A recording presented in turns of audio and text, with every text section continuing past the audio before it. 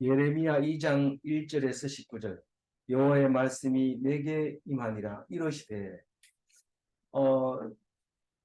이제 예레미야가 본격적으로 말씀을 선포를 합니다.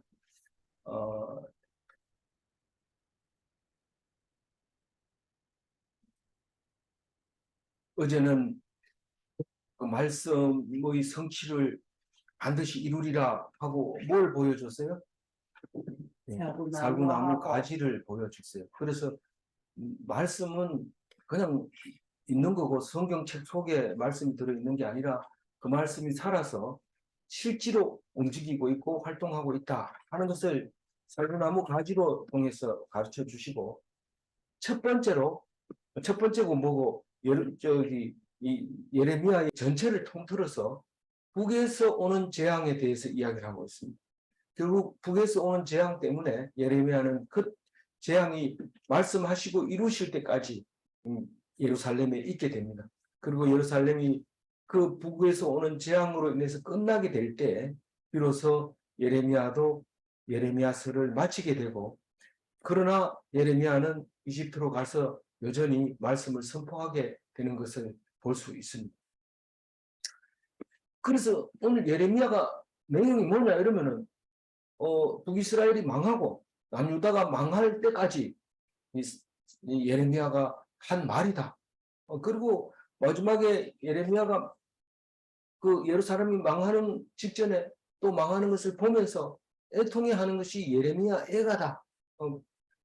그렇게 생각하면 예레미야와 예레미야 애가가 그렇게 읽혀지고 우리에게는 꼭 읽어야 되는 성경이 되는 겁니다. 만약에 이걸 안 읽게 되면은 우리는 망해도 왜 망하는지도 모르고 우리의 잘못이 뭔지도 모르고 우리의 고통이 뭔지도 모릅니다. 그런데 오늘 이야기, 오늘 말씀이 좀 깁니다. 왜 이렇게 기냐 이래 보니까 매일 성경 편집하는 사람이 이틀분을 한꺼번에 묶어놨어요. 전에 6년 전에 할 때는 이게 이틀 묵상분인데 2개를 묶고 나서 양이 많은데 많아도 의미는 오히려 묶어놓는 게 더 나은 것 같아요. 왜냐하면 오늘의 말씀의 결론이 어디 있어요? 제일 마지막에 있어요. 19절에 있어요.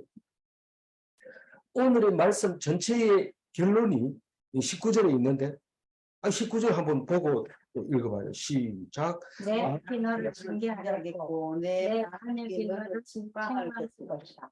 그런즉 내 하나님 여호와를 본인과 내 나를 믿는 것이 악이요 고통인 줄 알아.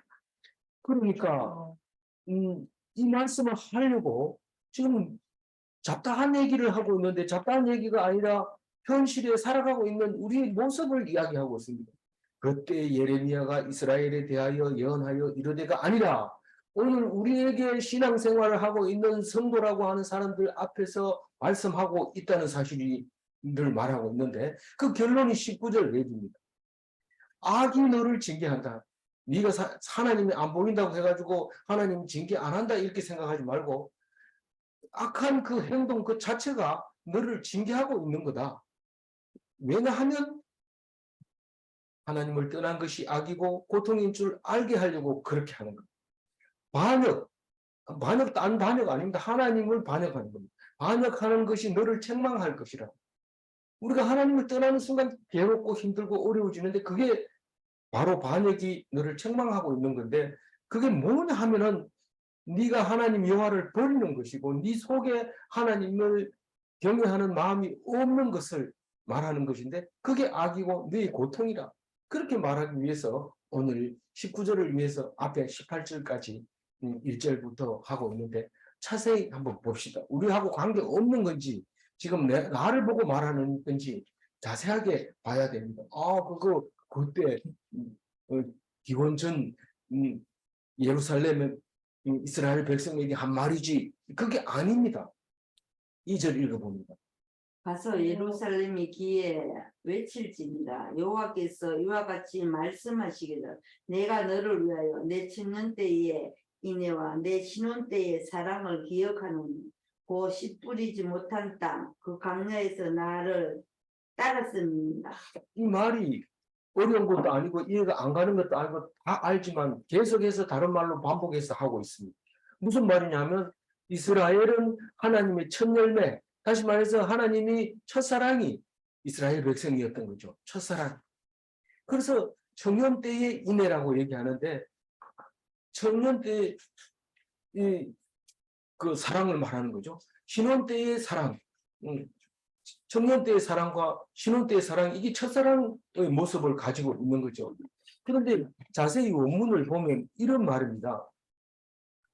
청년 때의 인애라고 하는 것은 헤세드를 말하는 건데 개역 한글에는 우의라고 했어요. 그러니까 친구 간의 사랑을 말하고 있는데 헤세드가 친구 간의 사랑이 아니잖아요. 우린 신약에 와서 헬라어로 아가페, 이게 헤세드라는 것을 알 수 있게 되잖아요. 그래서 하나님의 사랑이 헤세드입니다. 그래서 청년 때의 하나님의 사랑, 그리고 신혼 때의 사랑은 뭡니까? 아하바라고 하는데 이것은 성적 욕망에 더 가까운 사랑입니다. 그러니까 남자와 여자가 만나면 막 안 떨어지려 하고 이런 게 이제 아하바죠. 그게 신혼 때의 사랑이죠.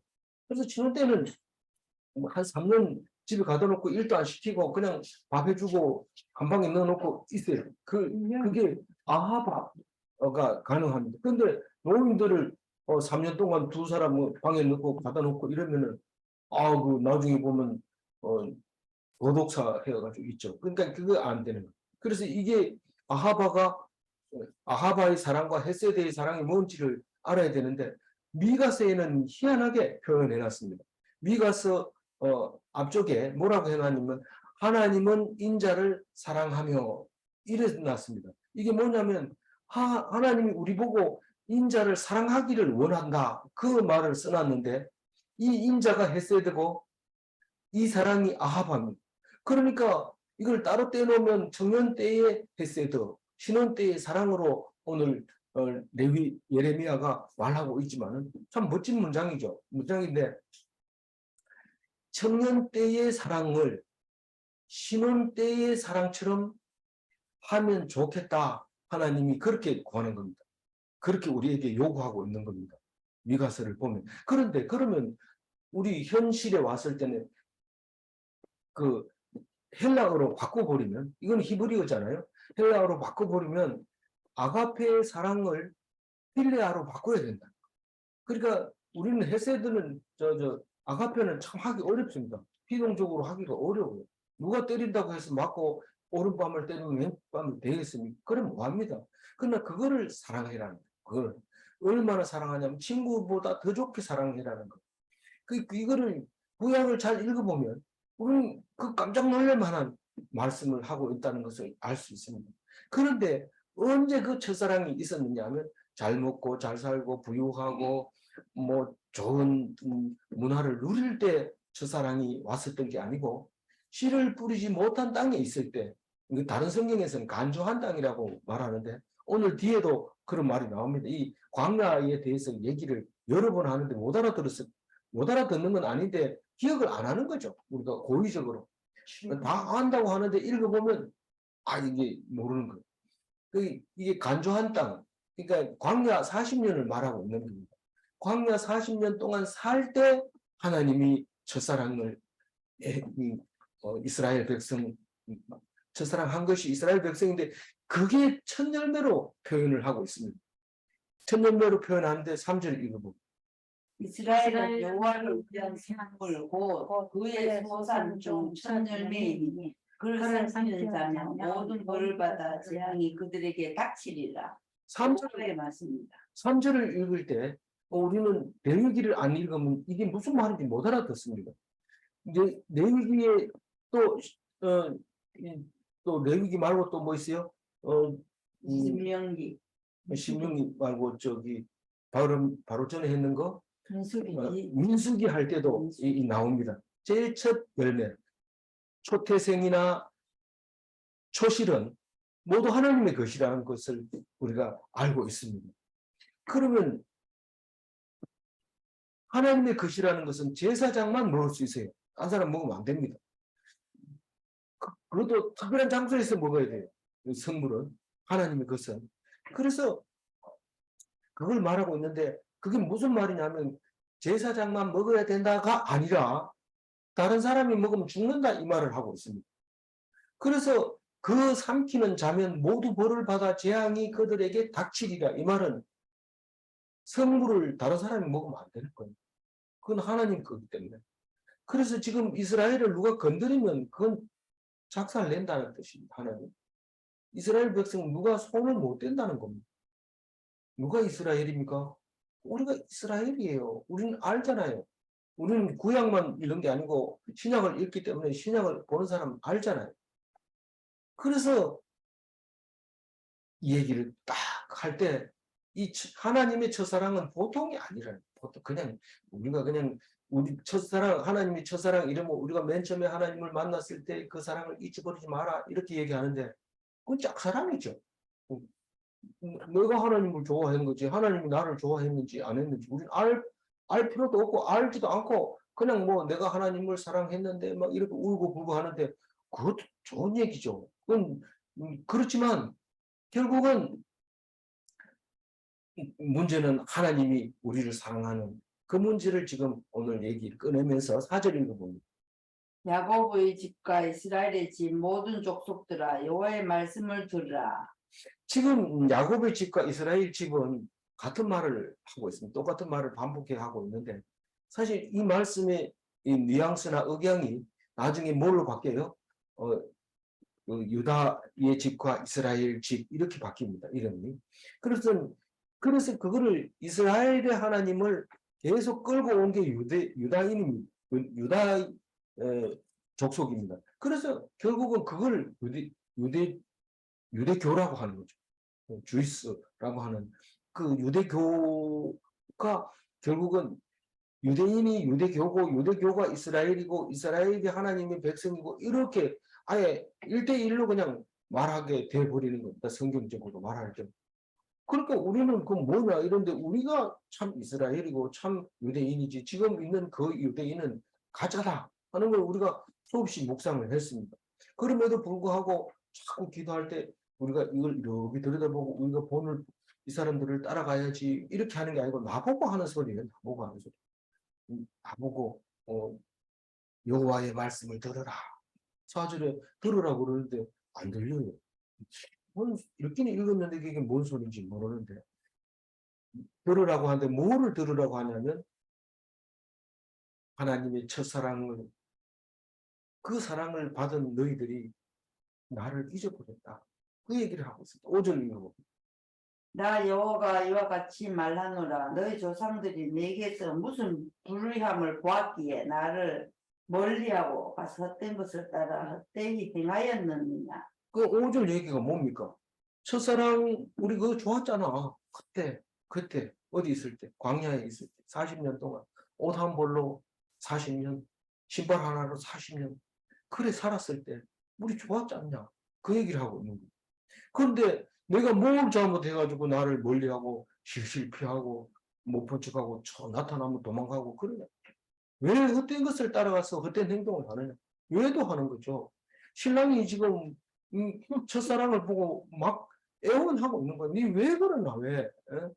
내가 뭘 잘못했냐. 뭐 그렇게 하는 6절 읽고 그들이 우리를 애굽 땅에서 인도하여 내시고 강야 곧 사막과 구덩이 땅 건조하고 사망의 그 늘진 땅 사람이 그곳을 다니지 아니하고 그곳에 사람이 거주하지 아니하는 땅을 우리에 통과하게 하시던 여호와께서 어디 계시냐 하고 말하지 아니하였도다.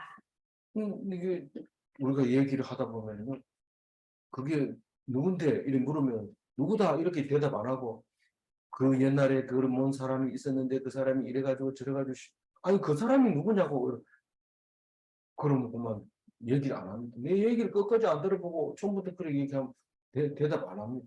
그리고 얘기를 들어야 되지 안 그러면 먼저 얘기해보면 안 들으니까 처음부터 다시 얘기하고 이런데 그러니까 답답한 거예요. 지금 6절 뭔 얘기합니까? 왜 너희들이 하나님을 안 찾느냐 이 말을 이렇게 길게 하는 거예요. 왜 하나님을 안 찾나? 왜 하나님을 찾아야 돼요? 거기 이 이유를 지금 6절에 말하고 있는데 하나님은 엄청 기분 나쁜 거예요. 내가 어디 가고 없으면 찾아야 될 거 아니에요. 그리고 옆에 있어도 와가지고 아는 체하고 말을 해야 돼. 그림자 보듯이 싹 쌩 까면서 그냥 사는 거예요. 그 뭐 웃으니까 하는 말이지 뭐 이렇게 밤늦게까지 공부하고 이러면 뭐 커피는 안 돼도 뭐 다른 차례들이 타주고 잘하고 있냐 이래야 되는데 언제 자는지 몰라요. 조용해요. 그러니까 이게 기분 나쁜 거예요. 왜 안 찾느냐? 왜 하나님이 찾지 않느냐? 첫사랑은. 그게 첫사랑이 어디라고요? 출애굽을 인도하신 하나님이 어디 계시냐 이렇게 찾아야 될 거 아니에요. 그건 뭐 출애굽할 때는 그때 해줬고 이제는 뭐 상관없다 이 얘기입니다. 매우 기분 나쁘죠. 광야 40년 40년간 살아남게 해주신 분이 어디 계시냐? 10가지 재앙을 가지고 출애굽했는 것도 깜짝 놀랐는데 그분이 어디 계시고 광야 40년 동안 안 죽고 살려준 하나님이 어디 계시는지 우리가 찾아봐야 되는데 하나님이 안 찾는다고 얘기합니다. 그 광야가 어떤 곳이냐면 사막을 말하는 겁니다. 구덩이 땅. 이건 더 자세히 찾아봐야 되는데 그 구름텅이에 들어가서 못 나올 수도 있는데 하나님이 건져주시고 죽음의 땅. 비하이로. 네. 그 죽음의 땅은 사실 살만하지 못한 땅입니다. 그건 거의 죽음, 생물이 없는 것 같이 보이는 그 땅에서 살렸고 사람이 살지 않는 그 땅에서 우리를 살려주신 그 하나님이 어디 계시냐고 한 번쯤이 아니라 좀 찾아봐야 되는 거 아니냐 이 말이죠. 한 번쯤 하면 안 되죠. 그냥 찾아가지고 같이 살아야 되죠. 7절 읽어봅니다. 내가 너희를 기름진 땅에 인도하여 그것의 열매와 그것의 아름다운 것을 먹게 하였거늘 너희가 이리로 들어와서 내 땅을 더럽히고 내 기업을 역겨운 것으로 만들었으며. 첫사랑을 잊어버리면 찾지도 않을 뿐만 아니라 네가 우리 집에 들어와가지고 내 집에 들어와가지고 왜 이렇게 더럽게 해놓고 사냐? 왜 이렇게 더럽게 해놓고 사냐? 망야단 치는 거죠. 지금 망야단 치는 게 아니라 지금 많이 섭섭하다 이렇게 얘기하는 거예요. 내가 너희를 우리 집에 들여놓기 위해서 불철주야 40년 동안 기적을 일으키면서 출애굽시켜가지고 여기까지 데려놨는데 왜 이 땅을 더럽혀? 내 기업을 역겨운 것으로 만들었느냐? 역겨운 기업이 상속물을 말하는 거예요. 영원히 상속해줄, 물려줄 영원한, 우리말이 그렇게 적당한 게 없어요. 나의 영원한 기업이 그 이스라엘 땅이 물려줘야 될 그 기업을 어떻게 만들었다고요? 그거를 내가 줬는데 역겹게 만들었는데 그 땅이 어떤 땅이냐면 기름진 땅. 이 거룩한 땅에 들어와서 이런 말이죠. 거룩한 땅에 들어와서 기름진 땅에 들어와서 열매와 좋은 것으로 먹게 하였는데 맨 처음에 들어와서 아싸 이러면서 좋게 먹었는데 그런데 왜 나를 이 땅을 이렇게 더럽게 했느냐 말이죠. 8절을 읽어봅니다. 제사장들은 여호와께서 어디 계시냐 말하지 아니하였으며 율법을 다루는 자들은 나를 알지 못하며 관리들도 나에게 반역하며 선지자들은 바알의 이름으로 예언하고 무익한 것들을 따랐느니라. 너희들만 그런 게 아니고 너희들 속에 있는 제사장은 맨날 하나님 앞에서 제사를 쉬지 말고 번제를 드려요. 하루도 안 빠지고 번제를 드려야 되는데 한번 드렸다고 안식일날 한번 드렸다고 다시는 안 드려요. 안식일날 가가지고 드리는데 불을 새로 피워야 되죠. 꺼진 불을 피우면 하나님이 죽이는 거죠. 근데 불을 끄트리지 말고 매일 피워야 되는데 하나님을 안 찾아요 제사장. 그리고 여기는 율법을 다루는 자들이라고 그러는데 교법사입니다. 교법사들은 서기관도 되지만은 성경을 율법을 쓰기도 하고 가르치기도 하고 정리하기도 하고 그런 게 교법사들인데 이 교법사들이 몰라요. 모른다는 건 잊어버렸다는 거예요. 하나님이 어떻게 되는지 좀 창세기, 출애굽기, 레위기, 민수기 이래 좀 써놓지 안 쓰고 있는 거예요. 그럼 언제 썼다는 얘기예요?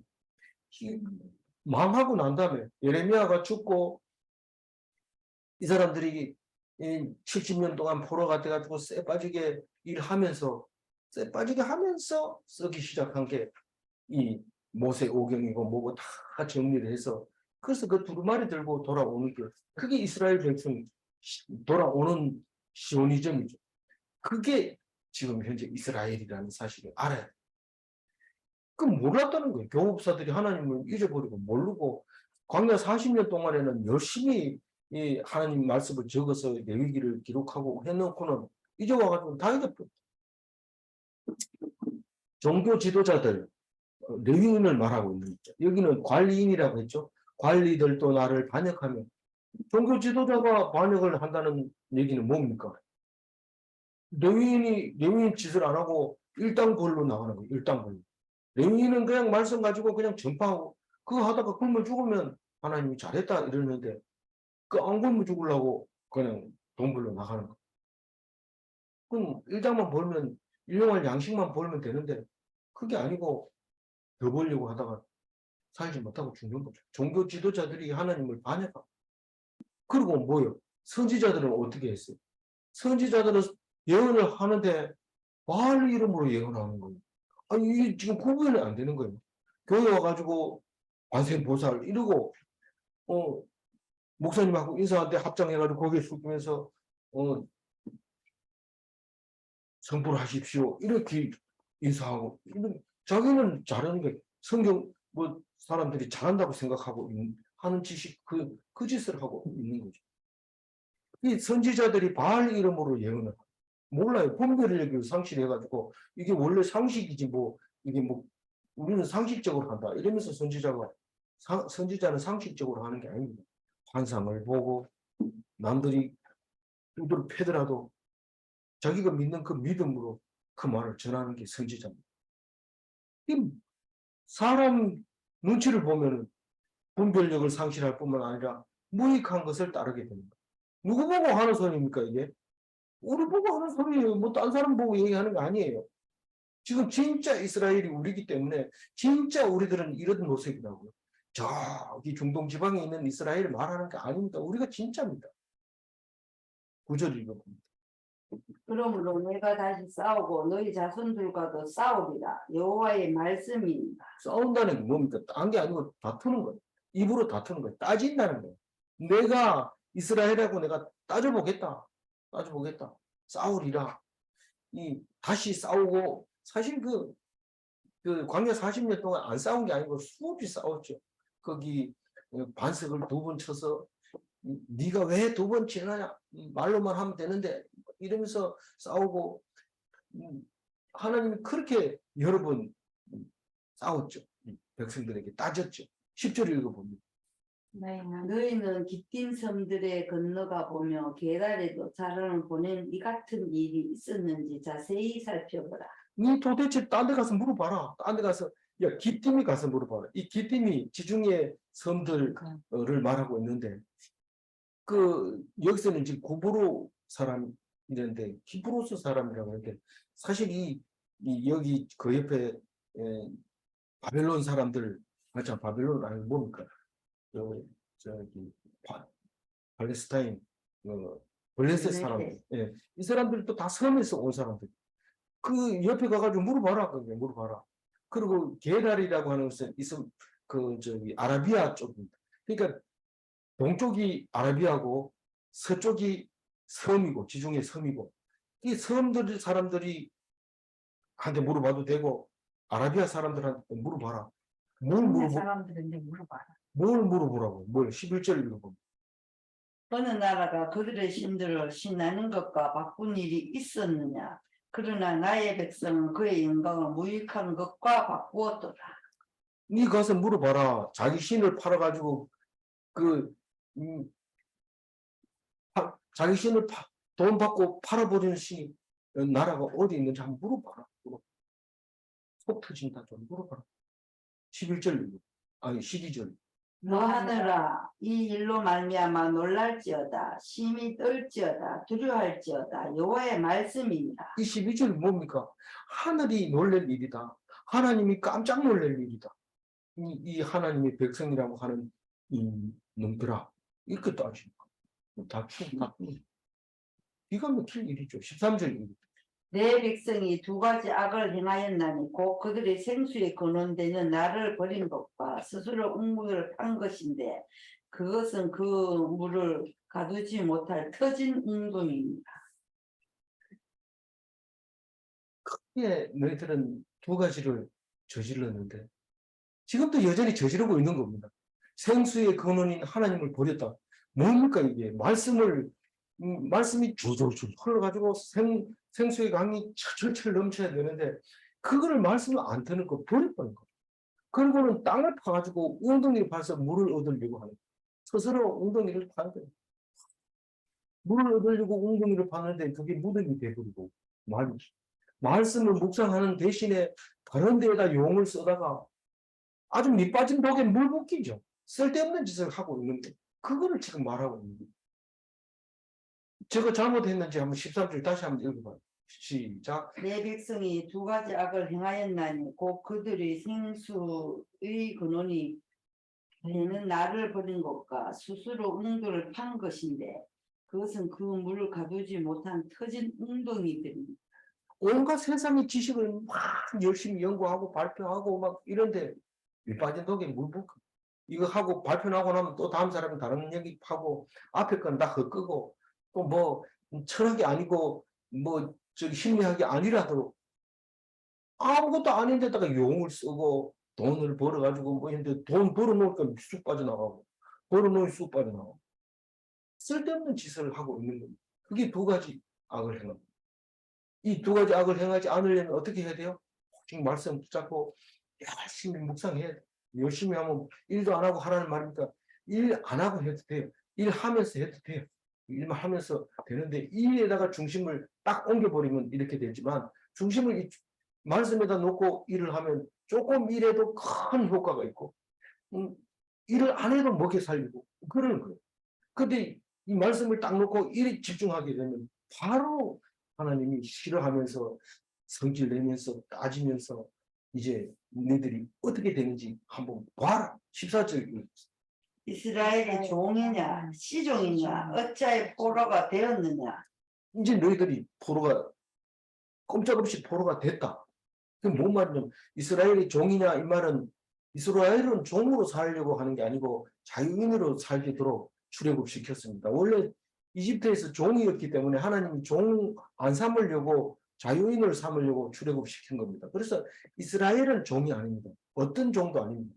돈의 종도 아니고 힘에 눌려서 종로로 타는 것도 아니고 또 뭐죠?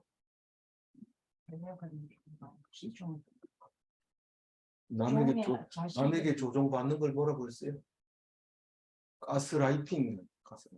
이 이스라엘 종은 가스라이팅을 당할 수가 없어요. 그리고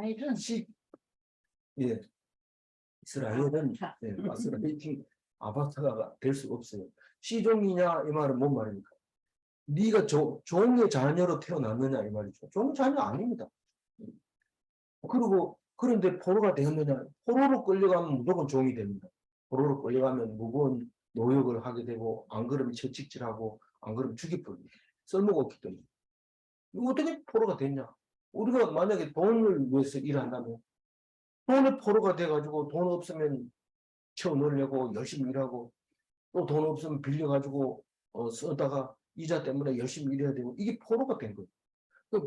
그럼 말고 다른 포로가 그림 그리거나 무슨 일을 하더라도 마찬가지 뭘 하나 해보면은 일이 완성될 것 같은데 그렇지 않고 그게 계속 나를 꼼짝 못하게 하는데 그게 포로가 되었다고 얘기를 하거든요. 딴 사람 얘기하는 거 아닙니다. 이거 이스라엘 사람들 참 웃기네. 왜 포로가 됐을까? 아닙니다. 지금 우리는 포로가 안 될 것 같아요. 대한민국이 세계 몇 등인데 IOCD 국가의 몇 등인데 웃기지 마세요. 지금 이스라엘 백성하고 똑같은 말을 들어야 됩니다. 이게 이담아 들어야 돼. 15절 읽어보면. 어린 사자들이 그를 향하여 부르짖으며 소리를 질러 그의 땅을 함께하게 하였으며 그의 성읍들을 불타서 주민이 얻게 되었으며.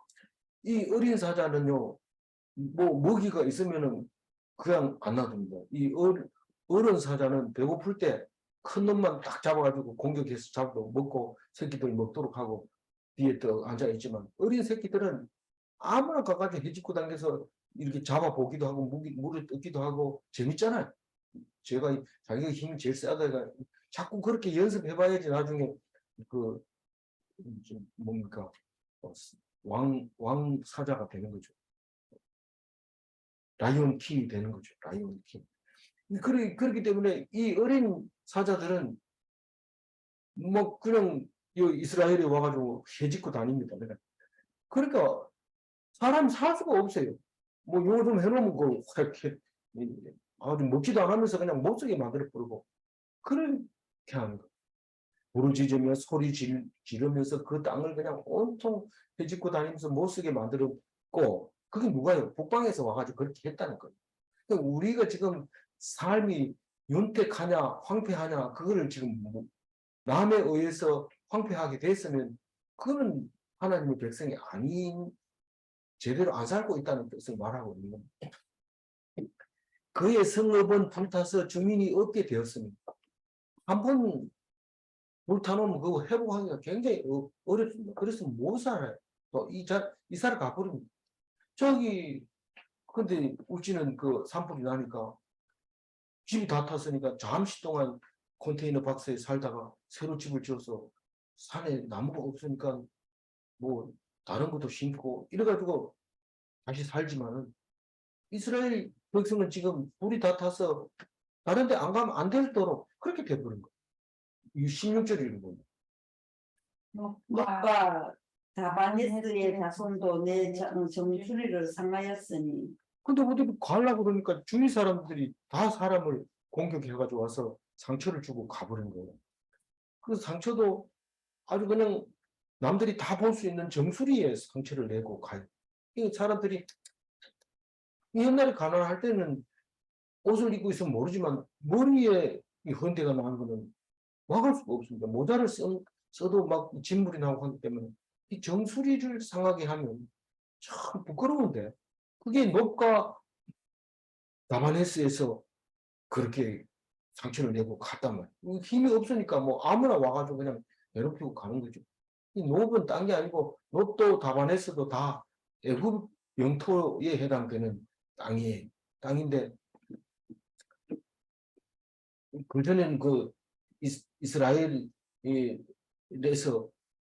겁도 안 내던 그런 사람들이 그렇게 한 거예요. 만만하게 보고 그런 거죠. 사람이 좀 어려움을 당하니까 만만하게 보고 더 힘들게 만들어요. 17절입니다. 내 하나님 여호와가 너를 길로 인도할 때에 내가 그를 떠났으므로 이를 자취하니 떠남으로 이를 떠남으로 이를 그를 자취. 떠남으로 무슨 말이냐 하면 이 자취를 했다는 거예요. 자취가 뭡니까? 스스로 취했다. 옛날에 밥 스스로 해먹으면 자취했다. 이렇게 얘기하는데 그 같은 말이에요. 하나님을 떠남으로 네가 자처했다. 자처했다. 그 말입니다. 스스로 네가 불순종으로 말미암아 하나님을 떠남으로 네가 그런 고통을 당하게 형편없게 만들어 버렸다. 그 말입니다. 안 떠나면 그 사람들이 공격 안 합니까? 바보 같은 질문 하고 있어요. 그런데 하나님을 안 떠나면 어떻게 됩니까? 만약에 이 땅을 초토화시켜도 그 속에 들어가면 남는 게 있습니다. 그걸 찾아가지고 하나님 이거 살려주셔서 안타깝게 해주셔서 감사합니다. 은혜가 넘칩니다. 기가 막힌 일이죠. 우리는 그것도 모르고 살고 있는 거예요. 18절 읽어봅니다. 내가 시올의 물을 마시려고 애굽으로 가는 길에 있으면 어찌 됨이며 또 내가 그 강물을 마시려고 아수르로 가는 길이 있으면 어찌 됨이냐. 이 예레미야 애가도 아주 시적으로 시편보다 더 훌륭한 시죠. 애가가 시편 읽은 거하고 예레미야 애가 읽는 거하고 느낌이 완전히 다르죠. 간장을 쥐어 짜는 표현을 하죠. 근데 이 예레미야서에도 시편처럼 적어놓은 거죠. 이 시홀과 아수르와 애굽은 반대입니다. 애굽은 남쪽에 있고 아수르는 북쪽에 있습니다. 그런데 북쪽에는 뭐가 있어요? 무슨 강이 있어요? 유브라데 강이 있고 남쪽에는 나일강이 있어요. 그 나일강 옆에 동네를 시홀이라고 그러는데 나일강하고 가장 가까운 쪽에 있는 거죠. 시홀이고 아수르에는 뭐 이 유브라데 강이 하도 길고 그 있는 그 강 중류쯤에 있는 게 이제 아수르죠. 더 상으로 올라가면 저기 그 뭡니까 에덴 동산이 있던 곳이고 남쪽으로 가면 바빌론이 있던 곳이고 그런데 유브라데 강은 그렇게 되어 있는 그 강을 그 물을 마시려고 아수르로 가고 그 물을 마시려고 나일강으로 가는 그게 웬 말이냐? 아니 여기는 초토화됐으니까 우리는 물은 먹을 수 없고 그 물을 찾아서 가야 되지 않느냐? 다시 말해서 우리는 유명한 사람을 찾아가서 말씀 들으러 가면 들을만 하대요. 시골에 물 마실만 하죠. 근데 그게 생명수는 아니거든요. 그, 유브라데 강 마실만 하죠. 뭐, 철학이 어떻고, 뭐, 뭐, 심리학이 어떻고, 또 인문학이 어떻고, 들을만 하죠. 그러나, 그게 생명수가 아닙니다. 그게 우리에게 주는 하늘 양식이 아니라는 사실이죠. 도대체 어떻게 됐냐? 왜 성경을 내던지고 그거 가지고 그 따지스 하면 그런 얘기를 막 지금 막 뭐 하고 있어요? 지금 결론은 싸우고 형편없어진 그 이스라엘을 보고 이렇게 말하고 있는 거예요. 그래서 결론이 뭐냐면 19절입니다. 읽어봅니다. 내 악이 너를 징계하였고 내 반역이 너를 책망할 것이다. 그런즉 내 하나님 여호와를 버린가 내 속에 나를 경외함이 없는 것이 악이요 고통일 알라. 주 만군의 여호와의 말씀입니다. 우리 신학을 읽어보면 내가 죄를 지으면 하나님이 순간적으로 벌을 주십니다. 우리는 죄를 짓고도 뻔뻔스럽게 아니 하나님 어떻게 알아? 내가 뭐 아무도 모르는 데서 했는데 여기 고통으로 딱 오는데 순간적으로 보냈는데 자기는 그게 고통인지 모르고 누가 뒤에서 방명으로 한 대 때릴 줄 알았는데 아니 그 죄를 짓고 났는데도 멀쩡하고 아무도 몰라요. 그러니까 하나님을 무시하게 되는데 그게 아니라 네가 악을 저지르는 순간 그게 징계로 네가 악을 했지. 그럼 그게 했다는 그 말 자체가 징계가 되는 거고 하나님을 떠났지. 그러면 그건 잘못된 거야 하고 바로 책망이 들어가는데 사실은 뭐 악이 징계고 반역이 책망입니다. 그래서 너희들이 하면은 하나님 모를 것 같지만 하는 순간 바로 징계가 들어가고 책망이 들어가는데 빛의 속도로 들어갑니다. 내가 악을 딱 하나님을 떠나는 순간 고통이 딱 오는 거죠. 그래서 하나님을 버리는 것과 하나님의 경외함이 하나님을 경외하는 것이 네 마음속에 없는 것이 악이고 고통이다라는 것. 그걸 알게 하려고 어떻게 했다는 것. 도로로 끌려가게 하고 네 땅을 그냥 황폐하게 만들고 그리고 시시한 이웃에게도 손가락질 받고 상처를 받고 그런 게 바로 떠났기 때문에 당하는 고통이라고 얘기를 하고 있어요. 무슨 말인지 이해가죠? 19절 다시 읽고 제가 정리를 하겠습니다. 내 악이 너를 징계하였고 내 반역이 너를 책망하였고 그런 절대 하나님의 부름과 내 속에 나를 의기하기 없는 것이 악이요 고통인 줄 알라. 주 만군의 여호와의 말씀입니다. 스스로 자력으로 사는 자는 악한 거라고 얘기하겠어요. 그리고 그게 고통이라고 얘기합니다. 꼭 고통 당하는 것, 자력으로 살려고 하면 하나님을 의지하면 만사가 형통입니다. 질문하겠습니다. 하나님을 버리는 것이 악행인가? 네. 아니라고 자꾸 생각하는데 고통은 하나님이 떠남으로써 오는 것인가? 예. 우리는 이 말에 대답할 수 있습니다. 그래서 우리는 대답할 때 하나님 편에 서 있고 하나님을 경외하고 있다는 사실을 알게 됩니다. 아무쪼록 하나님을 떠나지 마시고 하나님과 함께 있어서 매일매일 묵상해서 결국 악하지 않는 사람으로 고통받지 않는 사람으로 그리스도인으로 영원한 구원을 얻은 사람으로 하루를 사시기를 주님의 이름으로 축원드립니다. 아멘. 기도하겠습니다. 하나님 감사합니다. 오늘 또 우리에게 예레미야를 통하여 말씀하실 때 우리는 도대체 무슨 말을 하는지 왜 하는지 잔소리하는 걸로 들릴 뻔했는 우리들에게 이 말씀이 은혜되게 하여 주시고 나를 말씀하신 것을 감사합니다. 이렇게 나 같은 사람에게도 하나님께서 일일이 찾아오셔서 말씀으로 전해주시면서 내 모습을 이야기할 때 들을 귀가 있어서 듣게 하여 주시고 영안이 밝아져서 분별하게 하여 주옵소서. 오늘 또 주님께 맡깁니다. 온전하게 하여 주옵소서. 감사하옵고 우리 주 예수 그리스도 이름으로 기도 올려옵나이다. 아멘.